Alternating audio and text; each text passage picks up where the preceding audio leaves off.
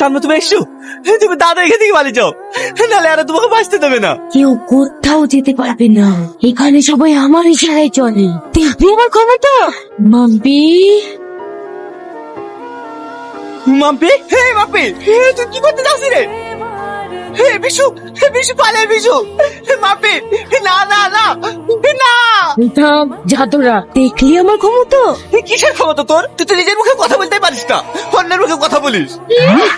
তুই জানিস, জানিস তো এই ক্ষমতাটা পাওয়ার জন্য আমাকে কত কিছু ত্যাগ করতে হয়েছে। তোর এত ক্ষমতা তো আমার বন্ধুদের মতন আমাকে বশ করিসনি কেন? তুই আমার রত্ন, তোকেও বশ করতে গিয়েছিলাম কিন্তু পারিনি। কেন জানিস? কারণ তুই অমাবস্যার রাতে জন্মগ্রহণ করেছিস। তুই সেই যুবক যার জন্য আমি এতদিন ধরে অপেক্ষায় আছি। তোকে বলে দিয়ে আমি অমরত্ব লাভ করবো। না না, তোর সাথে সাথে ওদেরকেও বলে দিতে হবে, নাহলে আমার অমরত্ব পূর্ণতা পাবে না। আর আজই মা অমাবস্যার রাত, ওকে বলির জন্য তৈরি কর, আর সে ওকে বলে দেবো। আমি তোদের কাউকে বাঁচাতে পারলাম না। কি ব্যাপার, তুমি তো কাল চন্ডালে বসেছিলে, তুমি আমার সাথে অভিনয় করছো না তো? না, আমি কোনো অভিনয় করছি না। আমি ছোট থেকে পীর বাবার কাছে মানুষ হয়েছি।